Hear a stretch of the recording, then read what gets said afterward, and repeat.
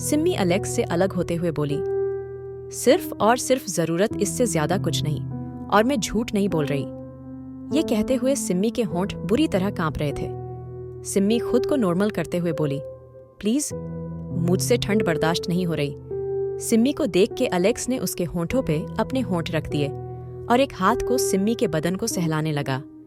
थोड़ी ही देर में अलेक्स सिम्मी की गर्दन पे आ गया था और सिम्मी के हाथ अलेक्स के बालों पे कसते जा रहे थे। सिम्मी की सांसें तेज होने लगी थी, जो अलेक्स को और ज्यादा वाइल्ड कर रही थी। सिम्मी तेज तेज सांस ले रही थी। कुछ ही पलों में सिम्मी की बॉडी अलेक्स के दिए गए निशानों से भर गई थी। अलेक्स सिम्मी को अपने ऊपर बैठाते हुए बोला, बाद में पछताना मत, मैं वार्न कर रहा हूं, क्योंकि मैं वैम्पायर हूं और वैम्पायर को झेलने की शक्ति तुम में नहीं है। सिम्मी ने हल्की आंखें खोल के एलेक्स को देखा और गहरी सांस छोड़ते हुए हाँ में सर हिलाने लगी। अलेक्स ने सिम्मी की गर्दन पकड़ के खींची और उसको अपने नीचे कर लिया। सिम्मी अलेक्स का पूरा साथ दे रही थी और अब अलेक्स और सिम्मी अपने प्यार में घुले जा रहे थे। सिम्मी की पूरी बॉडी को चखने के बाद अलेक्स उसके ऊपर आते हुए बोला, शुरू करूं? और जैसे सिम्मी ने आंखें बंद करके उसको इजाजत दे दी और एक पल अलेक्स सिम्मी के अंदर एंटर कर गया। अलेक्स सिम्मी को बुरी तरह प्यार कर रहा था और सिम्मी चीखें पूरी गाड़ी में गूंज रही थी। दर्द से सिम्मी का बुरा हाल था। सिम्मी कांपती हुई आवाज में बोली, अब बस। लेकिन अलेक्स अब नहीं रुकने वाला था। अलेक्स और सिम्मी अब एक दूसरे के हो चुके थे। सिम्मी का ये फर्स्ट टाइम था जिससे उसको दर्द बर्दाश्त करने में बहुत मुश्किल हो रही थी। सिम्मी रूही की तरह नहीं थी। सिम्मी एक आम सी इंसान थी जो अब वैम्पायर के आगे ज्यादा हाथ पैर नहीं चला पा रही थी। सिम्मी की आंखें बार बार बंद हो रही थी। अलेक्स ने फिर से सिम्मी को बालों से उठाया और उसको अपने ऊपर बैठाते हुए बोला, चलो। सिम्मी धीरे से अलेक्स के सीने पे सर रख के लेट गई। अलेक्स की हरी आंखों में एक अलग सी चमक थी जो सिम्मी को बेहद अजीब लग रही थी। लेकिन फिर से सिम्मी और एलेक्स अपने प्यार में खोने लगे। वहीं शाम हो चुकी थी, लेकिन डेमन अभी तक घर नहीं आया था और रूही का डर के बुरा हाल था। उसको कैसे भी अपने घर जाना था। उसको पता था उसकी माँ परेशान हो रही होगी, लेकिन इस भूतिया महल से निकलने का कोई भी रास्ता उसको नजर नहीं आ रहा था। रूही कभी खिड़की को देखती और कभी दरवाजे को। रूही गुस्से में जमीन पे बैठ के रोने लगी। जब एक आवाज से दरवाजा खुला, सामने डेमन ब्लैक जैकेट पहने और नीली आंखें लिए बेहद हॉट लग रहा था और दरवाजा से लग के रूही को ऊपर से नीचे तक घूर रहा था। रूही जो पहले ही भरी बैठी थी, डेमन को देख के जल्दी से उसके पास गई और जैसे ही थप्पड़ मारने लगी, तभी डेमन ने उसका हाथ पकड़ा और उसको दीवार से लगा के उसका हाथ ऊपर कर दिया। डेमन रूही की गर्दन से अपनी नाक रगड़ते हुए बोला, कितनी बार कहा है अपनी नाजुक जान को इतनी तकलीफ मत दिया करो। क्योंकि उसके लिए मैं हूं तो तुम क्यों परेशान हो रही हो? रूही डेमन को धक्का देते हुए बोली, दूर रहो मुझसे जंगली कहीं के, मुझे मेरे घर जाना है। रूही के कहने पे डेमन ने उसको बेड पे धक्का दिया और दरवाजा बंद करके बोला, ठीक है, हिम्मत है तो जाकर दिखा दो। अगर जा पाई तो चली जाना, वरना चैन से बैठी रहो। डेमन गुस्से से बोला तो रूही बेड से उठते हुए उसके पास आके बोली, तुम घाटिया आदमी मुझे कैद करके नहीं रख सकते, और तुम्हें तो नफरत है ना? मुझसे क्यों लाए हो मुझे यहाँ? अपनी डिजायर पूरी करनी, अपना लस्ट पूरा करने? रूही गुस्से से बोली तो डेमन ने उसको पकड़ के दीवार से लगा दिया और उसको हल्का सा ऊपर उठा के उसकी टांगों को अपने चारों तरफ लपेट के बोला, स्मार्ट हो गई हो तुम, वैसे सवाल भी खुद से और जवाब भी खुद से। ये तो गलत बात है ना जान, ऐसे अच्छा नहीं लगता। मुझे भी तो बोलने का मौका दो। रूही गुस्से से बोली, डेमन मुझे छोड़ दो, घर जाना है मुझे। डेमन ने धीरे से रूही की गर्दन देखी और उस पे किस करते हुए बोला, तुम्हारा टेस्ट और तुम मुझे फिर से चाहिए हो।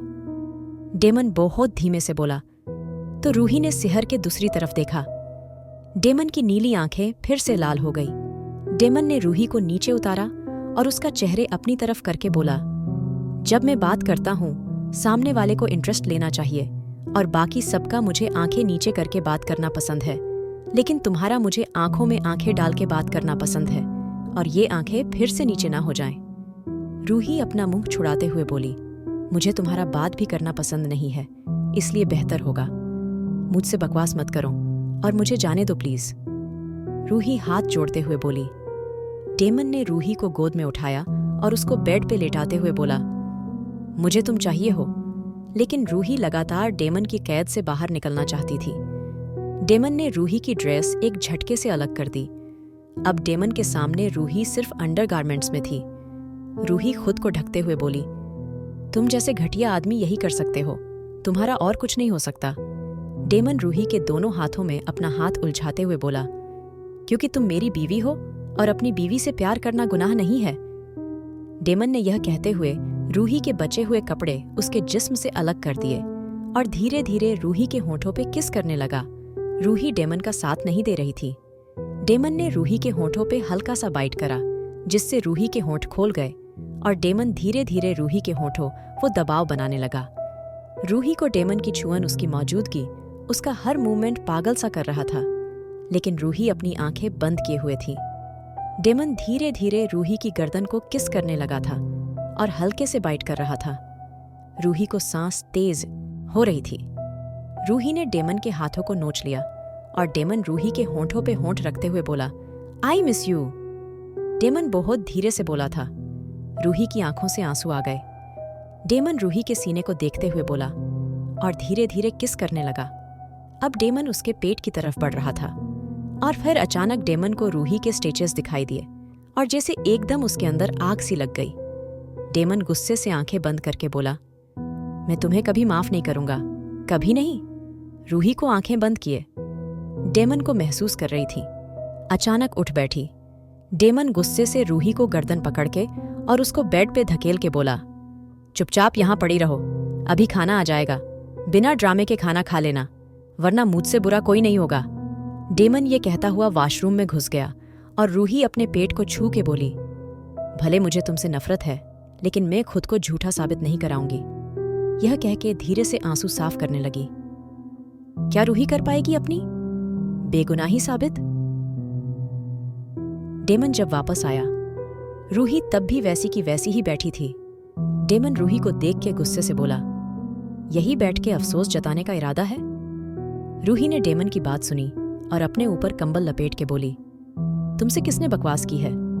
अपने काम से काम रखो और प्लीज मुझे डिस्टर्ब मत करो, मैं जानती हूं तुम जैसा शैतान कभी भी अपनी हरकतों से बाज नहीं आ सकता। रूही अभी और बोलती, तभी डेमन ने उसका मुंह पकड़ के उसको अपने पास खींच लिया। डेमन गुस्से और नफरत से बोला, मैंने तुमसे कितनी बार कहा है, अपनी जुबान मत चलाया करो, लेकिन शायद तुम्हें एक बार में समझ नहीं आता। बेहतर होगा मुझे कुछ गलत करने पे मजबूर मत करो, वरना मेरे अंदर का शैतान मुझे भी नहीं पता क्या कर देता है। अब फैसला तुम्हारे हाथों में है। डेमन ये कह के रूही को छोड़ के चला गया था और रूही बस आंखों में आंसू लिए डेमन को घूरती रही। नीचे सब खाने की टेबल पे बैठे थे। जब डेमन बिना किसी को देखे आके महारानी के सामने बैठ गया, महारानी डेमन को देखते हुए बोली, रूही कहाँ है? उसको नहीं लेके आए? महारानी की बात सुन के डेमन अपनी प्लेट में पास्ता निकालते हुए बोला, आपको उसकी फिक्र करने की कोई जरूरत नहीं है। मॉम, आप अपने काम से काम रखेंगी तो ज्यादा बेहतर होगा। डेमन का नफरत भरा जवाब सुन के महारानी गुस्से से बोली, देखो डेमन, उस लड़की को कोई भी तकलीफ नहीं होनी चाहिए और बिना गलती की सजा तुम उसको नहीं दे सकते। डेमन अपनी एक आईब्रो ऊपर करते हुए बोला, ओह रियली? ये आप कह रही हैं? अभी कुछ दिन पहले तक तो आप उससे बेहद ज्यादा नफरत करती थी। अचानक क्या हुआ? आपको उस पे प्यार उमड़ आया? वो तो आपसे आपकी महारानी का पद छीनने वाली थी। क्या हुआ फिर ग्रेट क्वीन? डेमन अपनी आवाज में सख्ती लाते हुए बोला। तो महारानी ने नजरें दूसरी तरफ फेर ली। महारानी कुछ सोचते हुए बोली, देखो डेमन, रूही ने उन बच्चों को नहीं मारा है और रूही ने उन शैतानी बच्चों को ना मार के बहुत बड़ी गलती करी थी। लेकिन फिर अपनी किस्मत अच्छी समझो, वो बच्चे पैदा होने से पहले ही चले गए, वरना वो तुम्हारे लिए तुम्हारी जिंदगी के सबसे बड़े दुश्मन बन के आते। महारानी की बात सुन के डेमन गुस्से और नफरत के मिले जुले भाव से बोला, आपका दिमाग ठीक भी है? क्या बकवास कर रही हैं आप? और आप जानती क्या है मेरे और मेरे बच्चों के बारे में? डेमन, हम जो भी जानते हैं, लेकिन हम तुमसे कह रहे हैं ये गलती मत करो। रूही बेगुनाह है, उसको इस गलती की सजा मत दो जो उसने करी ही नहीं। और उन बच्चों पे सिलास का गहरा असर था, वो रूही को भी उसके पेट में होते हुए ही मार देते और हम जानते हैं तुम्हें हमारी बात पे यकीन नहीं होगा, इसलिए हम तुम्हें कुछ दिखाना चाहते हैं। महारानी के कहने पे गुरुजी उठे और एक गोलाकार कांच उठा के महारानी के सामने रख के चले गए। डेमन गुस्से से बोला, मोम, ये सब क्या तमाशा लगाया है आपने? आप जानती हैं ना मुझे ये दिखावे पसंद नहीं आते। बकवास बंद करो और यहाँ खड़े होके जो हम दिखाना चाहते हैं वो देखो, क्योंकि हम अभी तुम्हारी महारानी हैं। माँ नहीं, इसलिए यहाँ बैठ के देखो जो दिखाया जा रहा है। महारानी डेमन को जाता हुए देख के बोली तो डेमन ना चाहते हुए गुस्से से खड़ा हो गया था और डेमन के सामने उस कांच में सब चलने लगा था जो भी उस रात रूही के साथ हुआ था।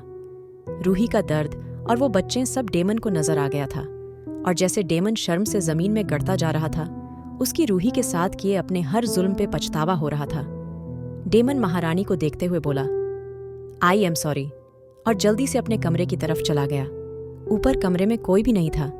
डेमन रूही को आवाज देते हुए बोला, रूही कहाँ हो तुम? रूही?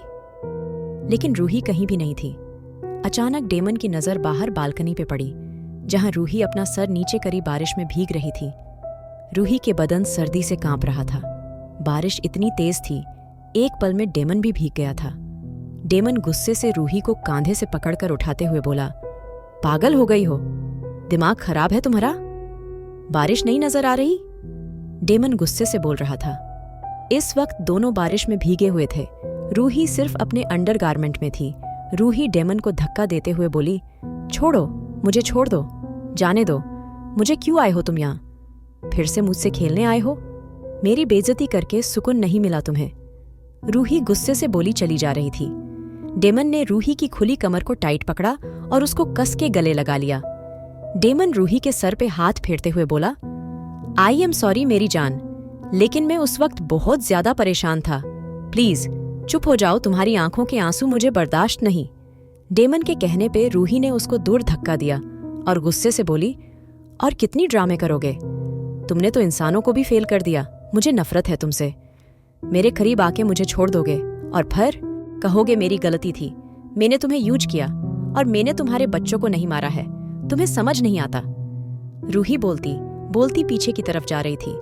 इस पहले रूही का पैर फिसलता और वो नीचे गिरती, तभी डेमन के हाथों ने उसको थाम लिया। डेमन रूही को पकड़ के दीवार से लगता बोला, एक बार समझ नहीं आता? क्यों मुझे गुस्सा दिलाना चाहती हो? प्यार से बात कर रहा हूं ना। अचानक डेमन बोलते बोलते रुक गया। जब उसको रूही के गुलाबी होंठ दिखाई दिए, रूही के होंठों पे हल्की हल्की पानी की बूंदें थी। डेमन ने बिना वक्त गवाए रूही के होंठों को किस करनी शुरू कर दी। डेमन बहुत प्यार से रूही को किस कर रहा था। रूही अचानक गुस्से में डेमन के होंठों को काटने लगी। डेमन के होंठों से हल्का सा खून निकलने लगा था, लेकिन डेमन रूही को नहीं रोक रहा था। अचानक डेमन ने रूही को खुद से दूर करा और उसकी आंखों में देखते हुए धीरे से बोला, क्या चाहिए? डेमन की बात सुन के रूही ने सर दूसरी तरफ घुमा लिया और धीरे से बोली, दर्द चाहिए। डेमन रूही की बात सुन के डेविल स्माइल देके बोला, ठीक है, मेरी जान को दर्द चाहिए ना? रूही अभी भी डेमन को नहीं देख रही थी। डेमन ने रूही की पलटा और एक सेकंड में उसके कपड़े उसके जिस्म से अलग कर दिए। रूही ने कस के आंखों बंद कर ली। डेमन ने रूही की कमर को खुद से चिपका लिया और धीरे धीरे उसके कान को बाइट करते हुए बोला, दर्द चाहिए? डेमन लगातार रूह की गर्दन को किस और बाइट कर रहा था और रूही आहें भर रही थी। डेमन धीरे धीरे नीचे बैठ गया और रूही कर पूरे बदन को किस करने लगा। अचानक डेमन ने रूही को गोद में उठाया और उसको बेड पे लाते हुए बोला, आई एम सॉरी रूही, मैंने जो भी किया शायद मेरी गलती बहुत बड़ी है, तुम मुझे माफ ना कर पाओ, लेकिन मैं कोशिश करूंगा। डेमन की बात रूही को समझ नहीं आ रही थी, वो तो बस मदहोशी में डूबी हुई थी। डेमन ने रूही को बेड पे लेटाया और उसके होंठों से नीचे की तरफ आने लगा और अचानक उसने रूही की आंखों में देखा, जो बस उसको ही देख रही थी। डेमन ने रूही के स्टेचस पे हल्की सी किस करी और रूही के पेट को किस करने लगा। रूही की कमर ऊपर उठ गई थी। डेमन आगे बढ़ ही रहा था, तभी क्या रूही माफ कर पाएगा डेमन को? जानने के लिए सुनिए blood lust, seduction of the night.